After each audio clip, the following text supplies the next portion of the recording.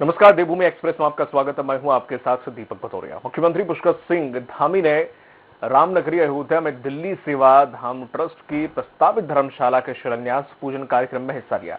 इसके साथ ही उन्होंने कार्यक्रम स्थल पर मंत्रोच्चार के साथ हवन यज्ञ में आहुति दी। सीएम धामी ने कहा है कि धर्मशाला के निर्माण के बाद रामलला के दर्शन के लिए अयोध्या आने वाले देश और दुनिया के सभी राम भक्तों को विश्वस्तरीय आवासीय सुविधा मिलेगी। सीएम धामी ने प्रधानमंत्री और सीएम योगी आदित्यनाथ की जमकर तारीफ की। उन्होंने कहा कि प्रधानमंत्री नरेंद्र मोदी की अगुवाई में अयोध्या में राम मंदिर निर्माण का मार्ग प्रशस्त हो चुका है। मंदिर को दिव्य और भव्य स्वरूप दिया जा रहा है। मंदिर निर्माण से अयोध्या पूरी दुनिया के लिए एक धार्मिक केंद्र बन जाएगा।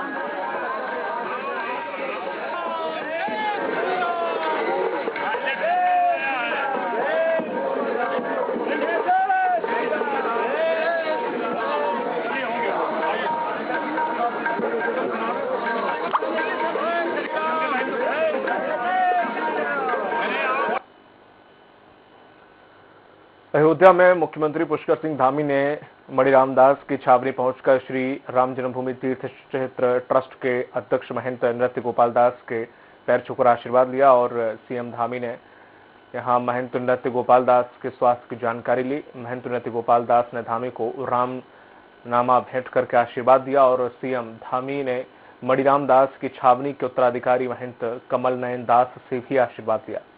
सांसद लल्लू सिंह, विहिप के केंद्रीय मंत्री राजेंद्र सिंह पंकज व प्रांतीय प्रवक्ता शरद शर्मा भी मौजूद रहे।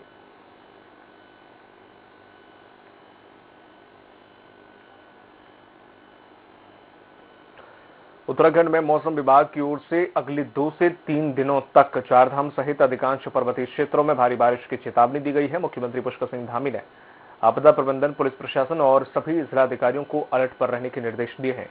राज्य आपदा प्रबंधन प्राधिकरण आपदा प्रबंधन विभाग ने चेतावनी जारी करते हुए स्थानीय निवासियों और यात्रियों से सतर्कता बरतने और नदी नालों से दूरी बनाने और सुरक्षित स्थानों पर रहने की अपील की है। मुख्यमंत्री ने मुख्य सचिव डॉक्टर एस संधू से फोन पर प्रदेश की स्थिति की भी जानकारी ली और निर्देश दिए हैं कि पुलिस, एसडीआरएफ और अन्य संबंधित कर्मचारियों को संवेदनशील स्थानों पर हाई अलर्ट पर रखा जाए। क्या 2 दिन की बारिश का बता रहे हैं ना, बहुत ज्यादा।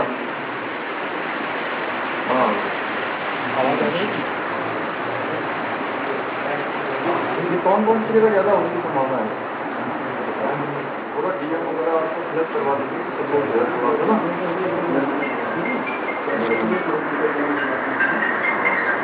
एक जो है सभी नियमों को सावधान मानने वाले करवा दो और थोड़ा सा एक बीच कर लें तो ठीक है।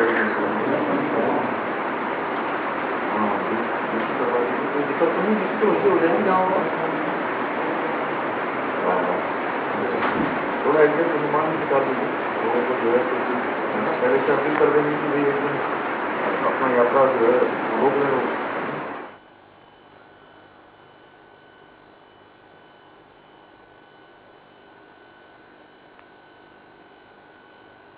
और आपको बता दें कि मौसम विभाग ने 2 या 3 दिन भारी बारिश की चेतावनी दी है और ऐसे में कई विभागों को आदेश दिए गए हैं, चाहे वो राहत बचाव कार्य से जुड़े विभाग हो, एसडीआरएफ हो, वहां के कलेक्टर हो, जिन क्षेत्रों में ये बारिश होने वाली है सभी को सतर्क रहने के निर्देश दिए गए हैं। एक एडवाइजरी जारी की गई है सभी यात्रियों के लिए और उन स्थानीय लोगों के लिए कि सुरक्षित स्थानों पर रहें, नदी नालों से दूर रहें, क्योंकि बारिश होने से कभी बादल फटने की आशंका बनी रहती है तो कई बांध टूट जाते हैं या कुछ ऐसी संभावनाएं होती हैं जिससे जान माल का नुकसान होता है। इस वजह से सुरक्षित दूरी बनाए रखें नदी नालों से और भूस्खलन से बचे रहें, इसलिए उचित स्थानों पर खुद को बनाए रखें। ऐसा एडवाइजरी जारी किया गया है यात्रियों के लिए भी और स्थानीय लोगों के लिए भी। और इस पूरे संबंध को लेकर मुख्यमंत्री ने अधिकारियों से बात की है और मुख्य सचिव से भी खास इस पूरे मामले को लेकर बातचीत की।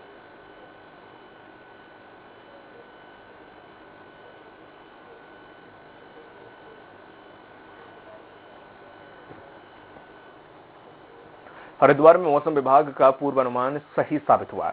सुबह से ही बारिश का सिलसिला जारी है। मौसम विभाग ने रविवार और सोमवार को उत्तराखंड राज्य के मैदानी और पर्वतीय इलाकों में भारी बारिश होने की चेतावनी दी थी। लगातार हो रही बारिश के चलते मौसम में ठंडक आ गई है, लोग घरों में कैद हो गए हैं।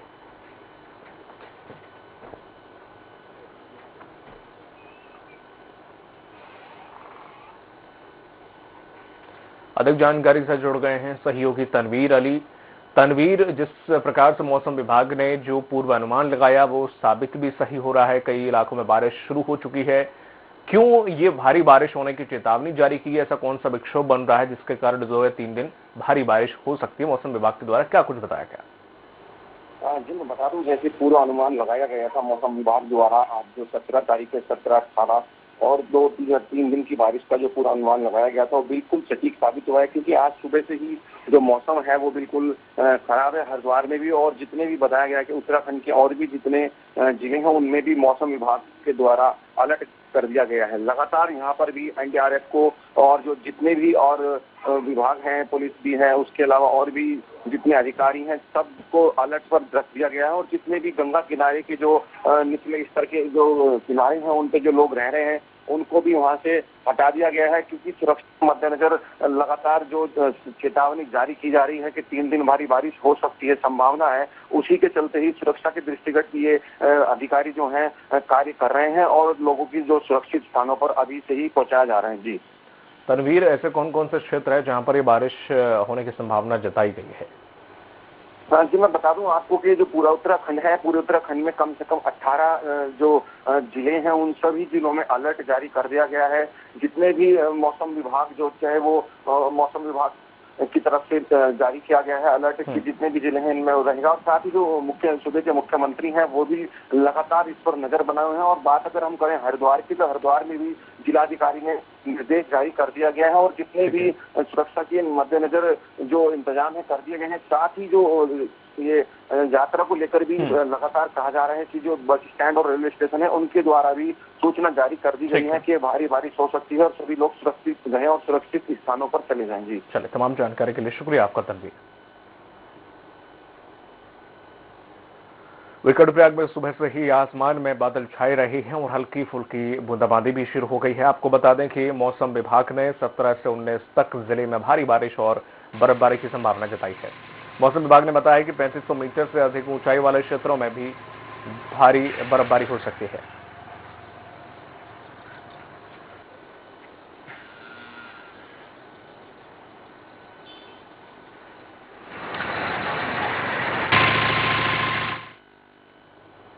मसूरी में मौसम में आए बदलाव के चलते भारी बारिश होने से तापमान में भारी गिरावट आई है। वहीं ठंडक बढ़ने से मौसम भी सुहावना हो गया है। इधर मौसम के बदले मिजाज का पर्यटक भी जमकर आनंद ले रहे हैं। मौसम विभाग ने 17 और 18 अक्टूबर को भारी बारिश की जो चेतावनी जारी की है। पर्यटकों ने कहा कि 3 दिनों तक छुट्टी होने से भी मौसम का जमकर आनंद ले रहे हैं।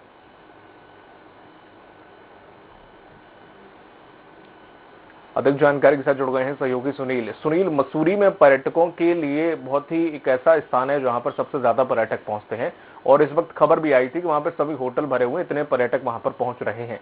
ऐसे में भारी बारिश की वजह से क्या जो पर्यटक है उनमें कमी आई है? जो मौजूद हैं वो जा रहे हैं छोड़कर मसूरी, क्योंकि यहाँ पर जो कह सकते हैं प्राकृतिक आपदा काफी हानि होती है या काफी मुसीबत बढ़ जाती है, तो ऐसे में क्या वहां पर पर्यटन का जो है इस हिसाब किताब चल रहा है? जी देखिए, अगर बात करी जाए तो मसूरी में जिस तरीके से मौसम ने करवट बदली है, मौसम उसके बाद सुहावना हो गया है। ऐसे में क्योंकि ये जो बारिश होती है इससे भूस्खलन और आदि के खतरे नहीं होते हैं, तो इसको लेकर कहीं ना कहीं जो पर्यटक हैं वो जमकर लुत्फ उठा रहे हैं, क्योंकि 2 से 3 दिन की छुट्टी यहाँ पर पड़ी है और पर्यटक काफी तादाद पर है। और अगर कल की बात, शनिवार की बात करी जाए तो यहाँ पर एकाएक गर्मी थी और कहीं ना कहीं लोग गर्मी से बेहाल थे, परंतु जिस तरीके से आज सुबह मौसम बदला और पूरा तापमान कूल हो गया तो कहीं ना कहीं काफी अच्छी खबर और कह सकते हैं कि जो प्राकृतिक मौसम था उसका खूब आनंद यहाँ पर लोग ले रहे हैं, माल रोड में घूम रहे हैं और ठंडक मौसम का लुत्फ उठा रहे हैं। वहीं अगर दुकानदारों की बात करी जाए तो वैसे ही 3 दिनों में मसूरी पूरी तरीके से पैक रही और उससे कहीं ना कहीं जो पर्यटन व्यवसाय है उसमें भी काफी बढ़ोतरी देखने को मिली। तो पर्यटक काफी खुश हैं और जो पर्यटक इस समय, जो दुकानदार है वो काफी खुश है और जो पर्यटक इस समय यहाँ पर मौजूद हैं वो इस मौसम का जमकर लुत्फ उठा रहे हैं। जी तो सुनील, ये कहा जा सकता है कि जो बारिश है वो पर्यटकों को और लुभाने वाली है, जो ये 3 दिन की बारिश होने वाली है, क्योंकि आपने बताया कि मौसम और ज्यादा सुहाना हो गया है।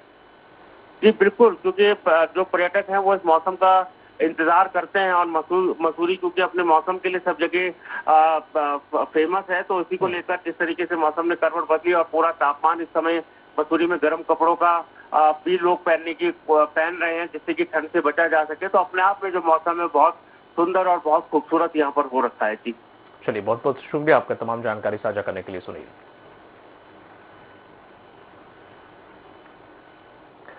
वक्त फिलहाल छोटे से ब्रेक का चलता हूँ हाजिर।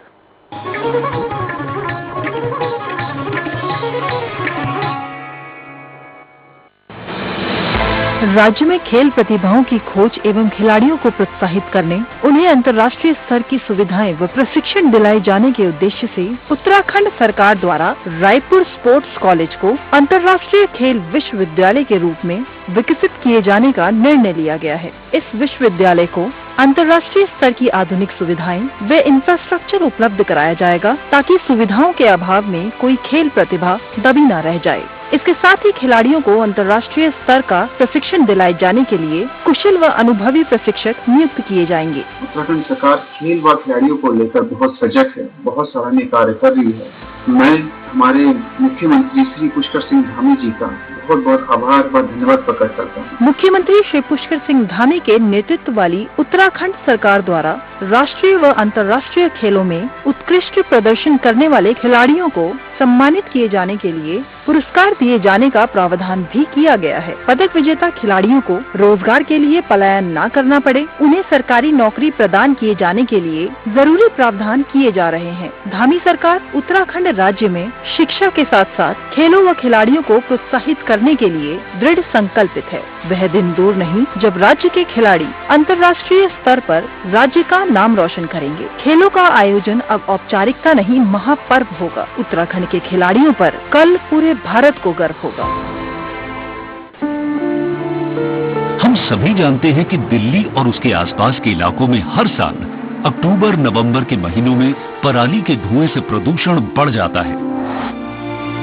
सर्दियों में पंजाब, हरियाणा और उत्तर प्रदेश में पराली के जलने वाले धुएं से दिल्ली के करोड़ों लोगों को सांस लेने में तकलीफ होती है। हमारे किसान भाइयों को मजबूरी में अपनी पराली जलानी पड़ती है क्योंकि उनके पास कोई और दूसरा रास्ता ही नहीं होता। अब दिल्ली सरकार ने पराली से होने वाले प्रदूषण को खत्म करने के लिए एक ठोस कदम उठाया है। दिल्ली सरकार ने भारतीय कृषि अनुसंधान संस्थान पूसा द्वारा विकसित बायो डीकंपोजर तकनीक को दिल्ली में लागू कर दिया है। पूसा इंस्टीट्यूट के बायो डीकंपोजर तकनीक से पराली को गलाकर वहीं खाद में बदला जा सकता है।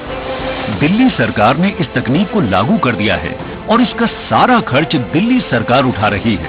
और जब खेत में ही उस पराली का खाद बन जाएगा तो वो जमीन की उर्वरता भी बढ़ाएगा, मतलब किसानों की अगली फसल भी बढ़िया होगी।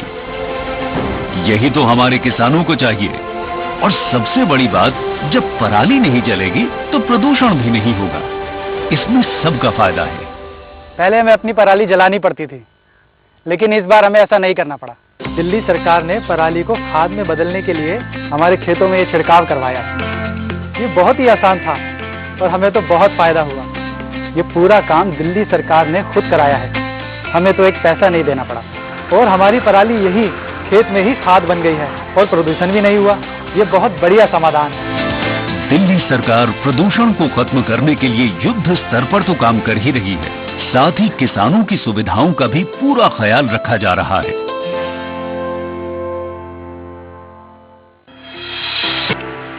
Bhabha University Bhopal is recognized as the top leading institution of Madhya Pradesh, which advances your career in education. Bhabha University is right for you as we choose career before anything. It is the best place to explore dreams and discover yourself, as we provide you the 50 acres of lush green campus, top leading recruiters for placement, high-tech laboratories, excellent and trained faculty, strong academic, international immersion programs, various scholarships and many more. Bhabha University is the emerging university of Madhya Pradesh. Join Bhabha University as your future begins here. For further details, contact 9165025500.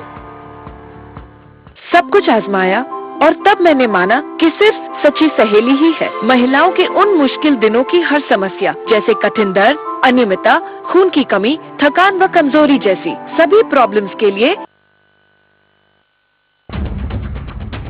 स्वागत है आपका 2021 के भव्य राष्ट्रीय आदिवासी नृत्य महोत्सव में। अब छत्तीसगढ़ की माटी में फिर से फैलेगी आदिवासी कला एवं संस्कृति की खुशबू।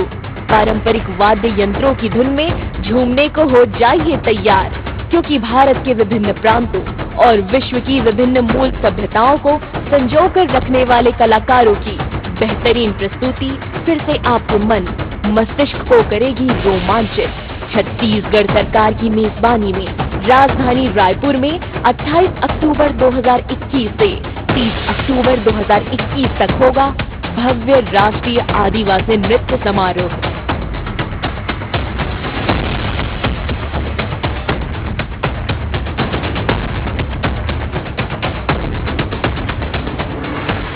सब कुछ आजमाया,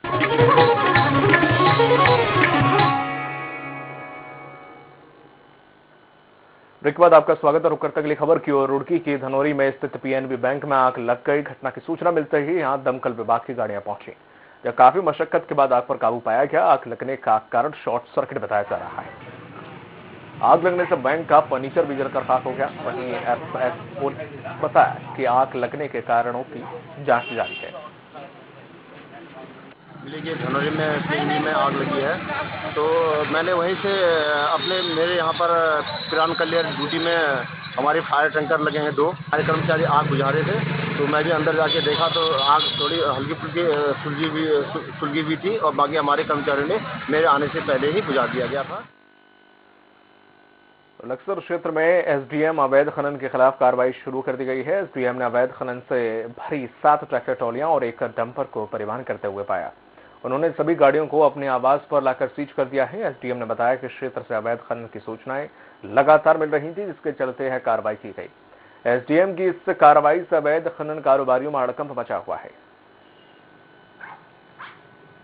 कुछ अवैध खनन होने की शिकायतें प्राप्त हो रही थी, तो इसमें कल यहाँ इसमें अपनी टीम के साथ दबिश की गई, तो 7 ट्रैक्टर ट्रॉली और एक डंपर अवैध परिवहन करते पाया गया, तो उसको सीज कर दिया गया है और उस पर निम्नानुसार कार्रवाई की जाएगी। काशीपुर पुलिस ने चोरी के 3 आरोपियों को गिरफ्तार किया। साथ ही आरोपियों के पास से 1 से ज्यादा दर्जन यहाँ पर इन्वर्टर और बैटरी जब्त की है। वहीं सीईओ अक्षय प्लॉट कोंढे ने कहा कि हर्ष इलेक्ट्रॉनिक्स के स्वामी ने थाने में चोरी की शिकायत दर्ज कराई थी, जिसके बाद पुलिस ने सीसीटीवी के आधार पर बबलू अनिकेत सिंह को प्रीतम सैनी को गिरफ्तार किया। इन्वर्टर के गोडाउन से बैटरी या इन्वर्टर और बाकी रिलेटेड मशीनों की चोरी की सूचना आई थी, जिस अच्छी कार्रवाई करते हुए 2 दिन में इसका खुलासा किया गया, जिसमें लगभग पूरी रिकवरी भी हुई है और 3 अपराधियों को गिरफ्तार कर लिया गया।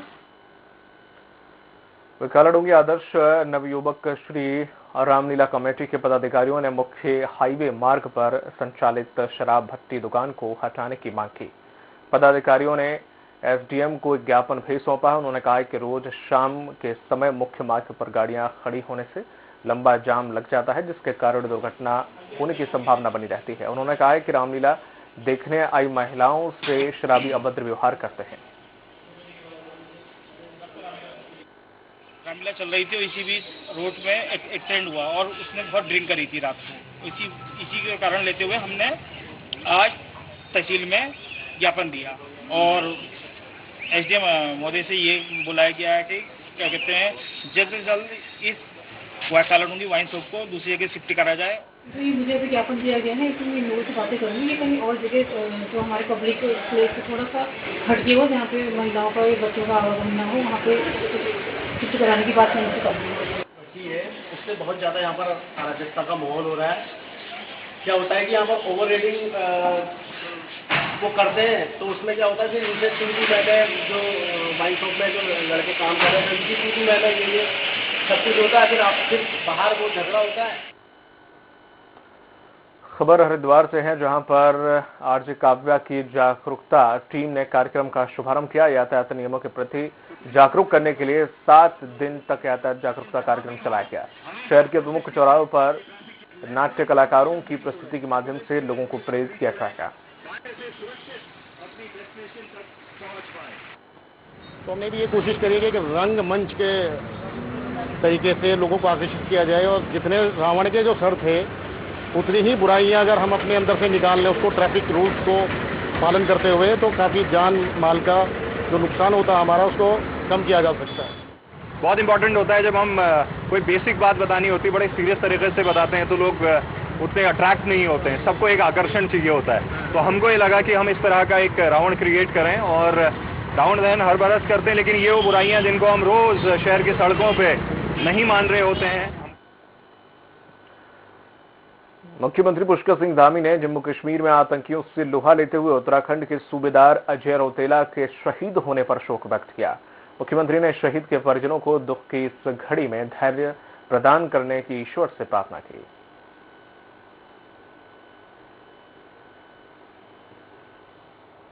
सीएम पुष्कर सिंह धामी ने जौलीग्रांट एयरपोर्ट पर कश्मीर से आतंकियों से लोहा लेते हुए शहीद हुए सूबेदार अजय सिंह और नायक हरेंद्र सिंह के पार्थिव देह पर पुष्प चक्र अर्पित करके श्रद्धांजलि दी। वहीं सीएम ने उनकी शहादत को नमन करते हुए कहा कि राज्य सरकार शहीदों के परिजनों के साथ हर समय खड़ी है। कैबिनेट मंत्री सुबोध उनियाल, गणेश यतीशानंद ने भी शहीदों को श्रद्धांजलि अर्पित की। चमोली जिले के सांकरी गांव निवासी सैनिक योगंबर सिंह का पार्थिव शरीर उनके पैतृक गांव पहुंच गया और पूरे सम्मान के साथ मुख्य अग्नि दी गई और अंतिम संस्कार में बद्रीनाथ विधायक महेंद्र भट्ट और पूर्व कैबिनेट मंत्री राजेंद्र सिंह भंडारी भी पहुंचे। बता दें कि सैनिक योगंबर सिंह 17 गढ़वाल राइफल्स में तैनात थे। वर्तमान में वे सेना की 48 RR रेजिमेंट जम्मू कश्मीर में तैनात थे।